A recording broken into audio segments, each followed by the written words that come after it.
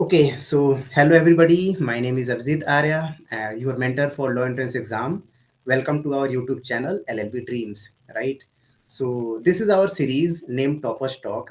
Here we talk with those people who cleared different law entrance examination like DU law entrance or MSSET law entrance or NLSAT, right? So for this today, our guest is Shreeyam, right? Who cleared all the three examinations, right? Due LLB entrance, MSET law entrance, and NLSAT. She also got All India 35 in NLSAT, right? So let's start. And hello, Shreeyam, how are Uh, you? Hi, I'm good and thank you for the wonderful introduction, sir. Okay, Uh, nice. So kindly first tell about yourself to all the people. well, like you mentioned, my name is Shreeyam Kedia. I finished my graduation from Miranda House. I did my graduation in economics honors, and now I'm a student in CLC GU's law faculty. So that's a little bit about myself. Okay, nice. So the first thing I want to ask you, when you decided to do law, For me, it wasn't that I always knew I wanted to do law. Rather, it was only like around in class 9th and 10th, I seriously gave a thought ki, what I want to do further. So most of my decisions are, there were like days of meticulous just research and a lot of pro con lists, yeah, after which I knew that I was very inclined towards law, but honestly I did not know enough about it. So I looked for opportunities to read more, to learn more about the field, and I was almost sure about wanting to go ahead with it. But I kind of like became very very sure when I got this chance to actually shadow a senior lawyer in my city for about a month. And okay, I just realized like the kind of dynamism and the respect this like area holds. And not just that, but it gives us a chance to bring this kind of a real impact in society. So I sort of knew since then that this is the area I want to be in. But despite being this certain, I was very poorly prepared for CLAT actually. I gave CLAT with just a couple of months preparation. okay, So as a result, I ended up going for an undergraduate degree in economics, which is also a subject I enjoy quite a lot. And I always knew that after that, I was going to go for a 3 year degree in law. So that's how, the economics nice, and now law has ended up into this nice, thing. nice, great. So my next question is, I know yourself, I know about you that you cleared all the three entrance examination with your graduation, right? So first tell everybody about your time management, how you manage time to do graduation as well as cleared all the law entrance examination, right? Before I go ahead with that answer, I would like to say that NLSAT I almost cleared because Yeah. I did not make it through. I did get to the interview round. Hmm. Yeah, but about the time management, as the question was, honestly, for the first half of my preparation, which was from August to, let's say, like to around January, Hmm. it wasn't the most difficult thing to manage time because my classes were online. Hmm. We hadn't gotten back to the offline world yet, so it was easy to manage because I'd already been in the online world for 2 years with the Yes. classes going on. So you can like, and attendance was not being taken into account, to be honest, which is I'm sure going to be different for students now because that will be an issue. So it But honestly, at the same time, it was not very easy because this was the first time I was very seriously preparing for a competitive exam. Hmm. So I always felt like the time I was dedicating to it was not enough. And there's that fear that you're always behind, even, and that kind of a thing. And this magnified when I had to go back to my classes offline in February. So from then onwards, everything had to be offline. So your graduation and all the exams that I had to give for my graduation, along with that, all the prep had to be done. So my like one thing I started following throughout this time was the fact that uh, while obviously graduation is important, but at the end you also have to see that you have to go for these exams and your aim is to crack them once you give them in this year. Yeah, definitely. So I tried to focus only on the very very important things during my graduation. Like before my third year, I was a part of a lot of things in societies, in different kinds of things, but I knew that in my third year I had to do my preparation. So I left a lot of these things, and I was only a part of things which I knew that I was genuinely interested in, and things which would not take a lot of my time. So I was prioritizing things a lot. I was only focusing on things which were very, very important for me in my college and my graduation. And along with that, I was dedicating a certain amount of time. And like, I plan a lot, so I would plan that this is like, these are the things I have to cover in a week with my prep.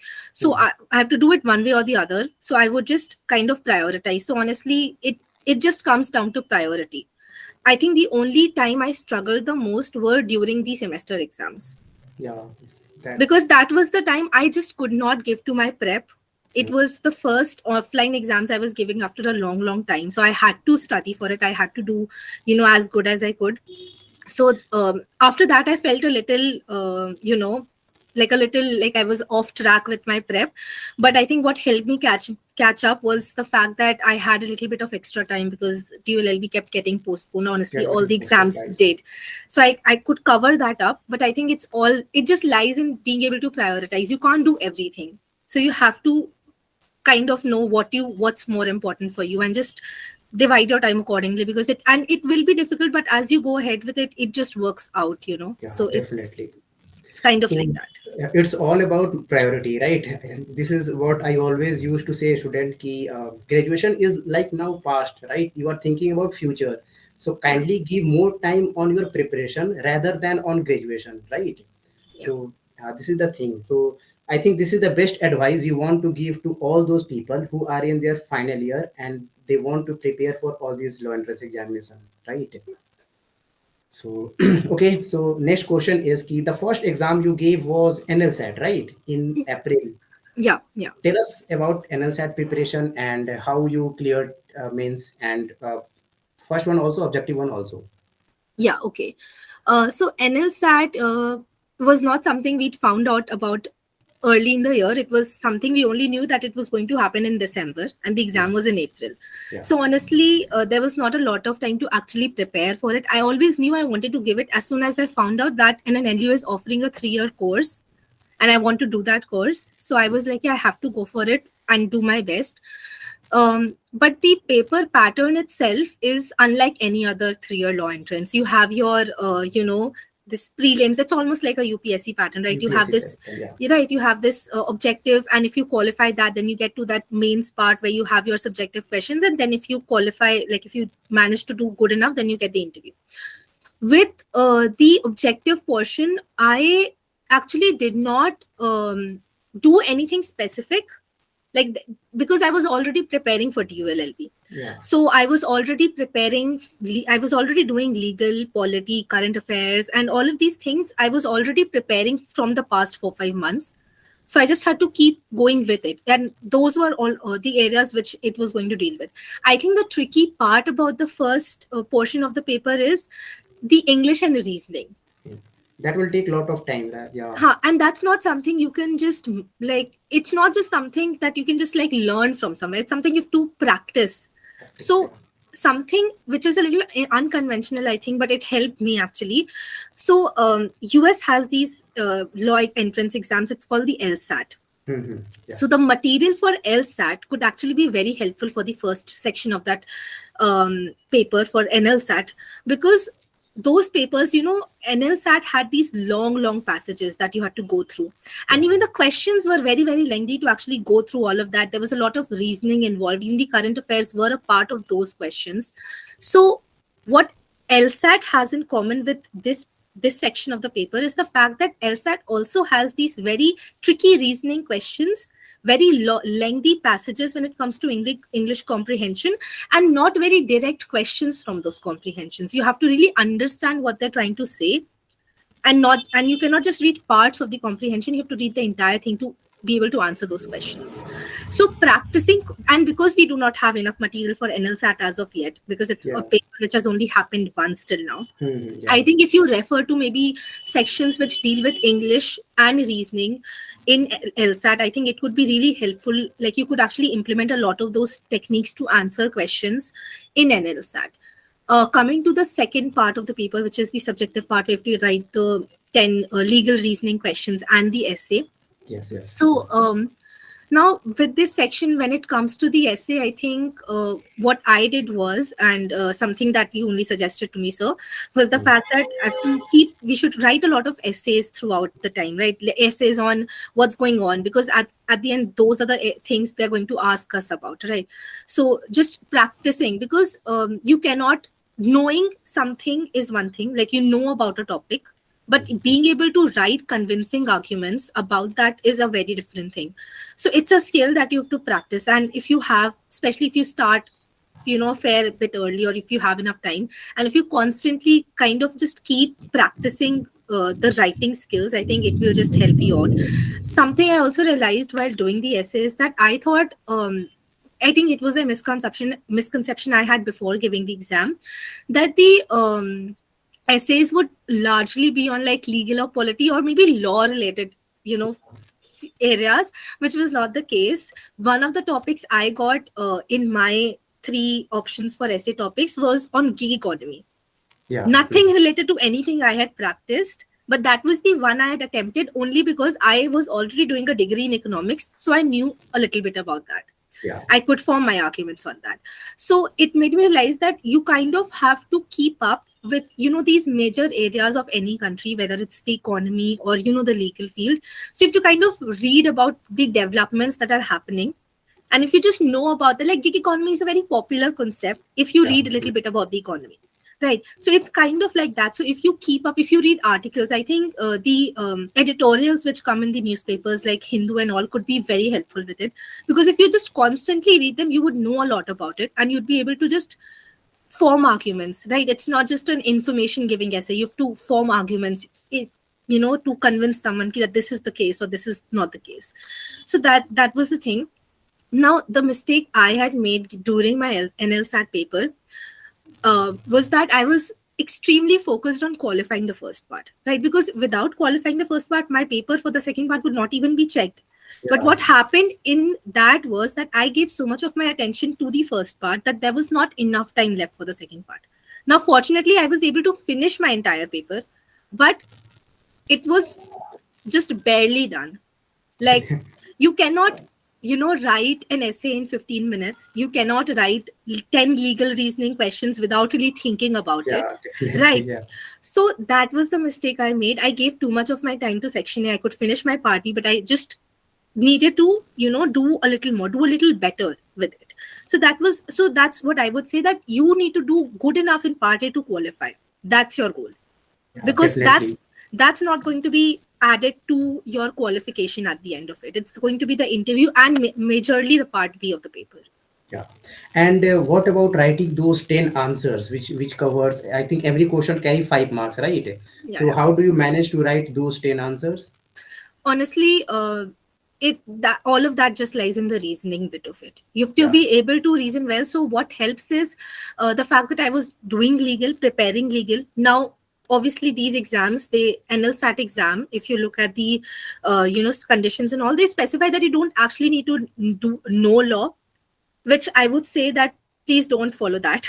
You should know a bit of law. You need to understand legal a fair bit, because when you know what are the reasonings for the laws which are already in place, you can always use that to write those legal Yeah, reasoning I know. answers, right? Even I know कि they wrote in their notification that कि prior knowledge of legal is not important. But we know कि without being, if you don't have any knowledge in legal, then you can't write those 10 answers, Yeah. right? Yeah, so it's very important to know things in that sense, and that is where dllb prep came in handy for me, because I was already doing legal for it. So Yeah, I just had to put those things into context, and then obviously you have to practice your reasoning. So it's really just a combination of those two things. definitely. Nice, nice. And okay, so you got rank 34 in NLSAT. And so what, how do you manage the things in MSSET, right? MSSET is also a different paper, Yeah. right? And you get GLC in GLC Mumbai, right? In MSSET. I actually did not go through the entire counseling process to know if I'd gotten GLC. But I think Uh, your rank, I think your yeah, rank is pretty much good. So you would definitely get yeah, that probably one in the further lists I too. would have gotten. Yeah, yeah, Okay, Emmet said is a little difficult for me to put into words because it's not something I was exclusively preparing for. I actually had not done anything just catering to that exam. and it wasn't on my priority list as such. So in I think I should talk about what I did in the few weeks before the exam, because that's the only time I was paying specific attention to MHSET. So firstly, it was just like continuous revision of polity, legal, current affairs, and it was just revision of things I'd already done. I don't think I was really touching on a lot of new things during that time. I was just revising all of those things. One thing I paid a little more attention with MHSET was, I think, static GK. Yeah, And strategy can play a very important role in yeah, that exam. Yeah. because MHSET has a lot of those questions. I saw from some of the past year papers that they ask, and it's usually related to things which are already happening. So if you're aware of things happening, it's also easy to understand what are the aspects of static GK which might be more important. So in the last few weeks, I think I just focused a lot on static GK and just revision of all of this stuff. There was nothing specific I did. The one good thing about MHSET is the fact that there's no negative marking. Yeah. So you should never leave a question unattempted, right? You should just go for, try to do every single thing and make it your best guess, even with questions you're not sure about. And you will probably end up getting a few of those right, apart from the ones you already know, but what I would say is that preparing for MS set is very, very in sync with ULLB, because a lot of Nice. those things are same. You have the advantage of not having the negative marking, and the only thing you probably, like I said, you would need to do extra is a little bit of static GK, which is what I did, and that's something which worked out for me, because I could actually use a lot of that information during the exam. Like, I found a lot of those questions which actually came in the Yeah. exam. Nice. So yeah, that's really all I have to say about MHSET.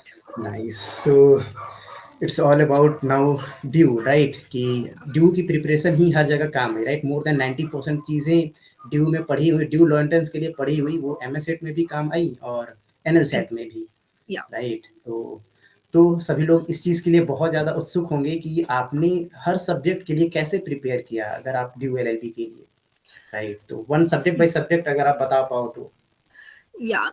Um, Before I go to the subject by subject analysis, I think what I'll talk about is ki matlab, what are the few things I kept in mind when I started my preparation for DLLB? Like a few things I kept doing throughout, and that applies to honestly all the subjects, like especially legal, polity, and current affairs. So my first thing was just planning and starting ahead of time, right?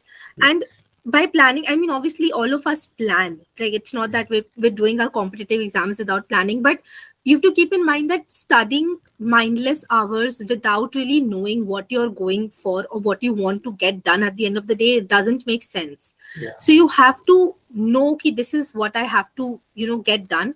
And one thing when you do, when I made plans, was making realistic plans. You can't be aiming like, oh, I'll do this amount of stuff in, this little amount of time. That's not possible. So you have to make realistic plans, and you have to keep account of little bit of, some breaks for yourself, and you have to kind of do that. So that is the kind of thing I followed with legal and polity, because legal and polity has defined syllabus, both of those areas. Like, the things you have to do in polity, you kind of know the things you have to do in legal. And not just that, but I think doing the classes helped me a lot, because I was able to, before I started uh, before I started with classes, a couple of months before that, my biggest issue was that everything seemed so huge. How was I Yeah. supposed to get such a huge amount of syllabuses done? And not just that, but like remember all of it before one exam. But doing the classes helped me break down stuff. So I was able to break down polity into these little pieces of, this is the information I need to know, this is how I have to cover it, these are the important points. And that same thing applies to legal as well. So this is something which helped me immensely, just kind of, breaking down information, doing it bit by bit, and not always looking at the bigger picture of it, that, oh, I have to finish this huge thing, but rather that this is the topic I need to do today. And I just have to, get it into my head that this is it. The second thing I followed a lot was making notes. Yeah, So that's the best thing. Yeah. yeah, I mean, I am a big believer in making notes. I mean, it's like for all you study, and especially with areas like legal and polity. And I think you should always make your own notes. Instead of, I mean, there are always other notes available. You can always have someone else's notes. They're available for areas like these, right? But making your own notes has a very specific advantage. Yeah, First of all, I saw your notes. Yeah. Even we provide notes, but your notes are very very nice, right? काफी अच्छे notes हुआ करते थे आपके, तो yeah, I can understand कि notes thank you making sir. कितना helpful हुआ होगा आपके लिए. Yeah, sir because definitely. Firstly तो नोट्स बनाने से आपकी अंडरस्टैंडिंग बढ़ती है खुद की. मतलब यू अंडरस्टैंड कि दिस इज, मतलब इट्स क्लैरिफाई हो जाता है कि like this is the topic, so that is very important. So it like clarifies your understanding. And then secondly my trick to making my notes was firstly writing things in the briefest amount of words, like writing it in the shortest. You don't want to make lengthy notes, it's not easy to go through those notes, so you have to make Yeah, short notes. But secondly, making sure I'm not missing out on any information. So what I did was ki first I would make my notes with my classes. Then when I would go through all the information from whatever source material or books I was referring to, I would add that information to those notes. And going through all of that 3 4 times, I would ensure that everything that I have to study from about a topic are in my notes already. definitely. Yeah, So at the end, when I have to revise, all I have to do is pick up this notebook and go through it, and I'm done with that subject because everything's already in there, right? So that was kind of my trick for legal and polity, to revise legal and polity constantly. yeah, nice. And And now, you tell us ki how do you cover current affairs? Because nowadays many people have this type of question ki how to cover current affairs. So yeah, okay, so when I started, I remember I thought, before I knew a lot about how current affairs preparation for exams go, I would really just read the newspaper, or at least try to read the newspaper, because it's huge and you just can't get into the habit very yeah, quickly. And I would, but I didn't really know the source material, like where should I do my this thing from. But I think when I started, you sent us these PDFs, which you sent us for every month from different sources. That's when I realized what exactly I need to cover. And so okay, with current affairs is something I was intimidated by a lot. I found it, and it's not something I could manage halfway through. Like legal and polity, I could. Current affairs, I really could not. I was struggling till the very end, thinking I don't know how much of it I remember, but I realized it was only something I could put into place retrospectively after giving the exam, was the fact that with current affairs you have to do bit by bit. What with the test series that we gave, we had current affairs tests for every 15 days. yeah. So it was like 1st to 15th August, then 16th to 31st August, and so on for every month. So at once, you only have to prepare current affairs for 15 days, which is a lot less intimidating than preparing current affairs for a year. Right. Yeah. So you have to start with that. You do little by little. And the trick really is to keep revising. You cannot think of it as done. Okay, I gave this test. I got a good score. So now this month for me is done. No, it's not really done. You have to keep going back to it. You have to keep periodically revising current affairs. And a lot of those times you'll still feel like it's not done, because that's what I felt like. But if you've revised it enough, and because most of these exams are MCQs, when you look at a question you will remember the information. Okay, great. So, next question is ki many people are asking ki whether they should take classes, test series or not. What's your view on this? And how do you think whether these things are important or not? Okay, so firstly I would like to say that this is a very it depends from person to person, right? like not not everyone has the same strategy, not everyone needs the same kind of this thing, not everyone, like everyone prepares differently. And I will instead tell you my own thought process that went into going for the test series and the classes. Initially, I was very frankly skeptical about taking any kind of classes. The reason simply being that I knew I could already understand the topics. Like I knew I could manage to understand that legal, polity, current affairs. A lot of this is memorizing information for the exam. I knew I could deal with the understanding bit. The problem I realized later on was not knowing what I have to do. Like obviously there's so much of polity, Yeah, but definitely. what do Syllabus you is have very, to, very huge. yeah, so what do you Yeah, have to cover? I personally did not know what I had to cover. There's so many videos, this and that, but everyone says something else, and it's all very confusing, to be honest.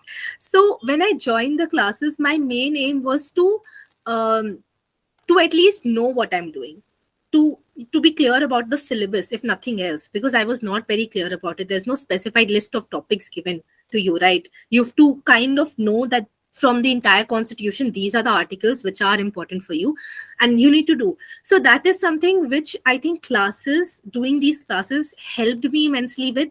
So anyone who's having that same kind of a problem like I did, I think it's a great decision to go for classes, because it makes your life easy, right? Why do you have to make it difficult by trying to figure out what's important, what's not, and maybe unfortunately not being able to figure that out at the end of it?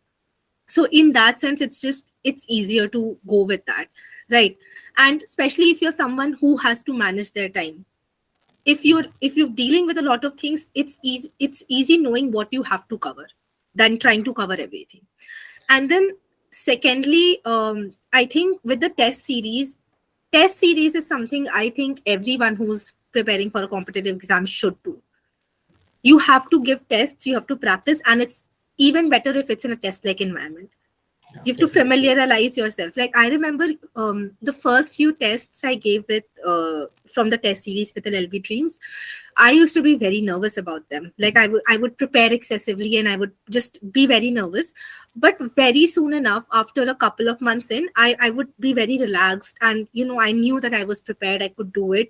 And I also scored better in them than the ones where I was nervous. So what it does is it kind of makes you more confident. It takes away that nervousness, and you need to not be nervous before giving your exam. So giving test series just helps with all of that. Definitely. So now my next question is a funny one. Ki you cleared so many exams. How tough it is for you to choose which one is the thing I want, right? You also cleared GLC Mumbai and CLC. So how do you choose um, ki? Uh, yeah, yeah, I mean, okay. Uh, the thing is that DULLB was the goal when I started preparing. So, I mean, throughout the way came all the like MSSET. Now, MSSET was, not the goal for me, because I'd not given it enough thought. It was only after I gave the exam and I researched more about these colleges where I realized how great some of these colleges are, like, GLC and ILS. They're pretty good colleges. So it's never easy to decide when you have options. It's also great to have options, which was a blessing in the first place for me, that I had the options to choose from. Right. So, I mean, really, it's like at the end of it, I knew I wanted to go for DU, because as a DU student already, I don't think you find any college culture which is as liberal in India. Maybe definitely. I'm Yeah. wrong with that, but No, no, I at you are least definitely not wrong. so I am so familiar with it that I don't think I would have been able to adjust to anything else. Right. Yeah. So I think it was from the get go due for me, and it kind of stayed that way throughout. Okay, so now this is the last question. Ki, Yeah. can you give some best advice for aspirants ki, that this thing is the best and every aspirant should do this? What's your Yeah. best advice for aspirants? Yeah, I think so. Okay, so preparation, like for these competitive exams, it's kind of like a very solitary process, right? Something you kind of you just have to do by yourself, in the sense that you know what works for you, and you know where you are. So when you're doing all of this, it's so easy to look at other people, to look at how they are scoring or how they are doing, and just feel intimidated, like you're behind or you're not doing it good enough. And I felt that way a lot of times, but you have to just remember the fact that everyone is different. Just because someone's scoring better than you in a test series does not mean that you are not prepared enough. Yes, everyone is doing something or the other wrong. You just have to focus on what you're doing. So you have to focus on yourself. You cannot keep comparing, so that's like one thing I would say. It's very important to not feel demotivated by looking at other people.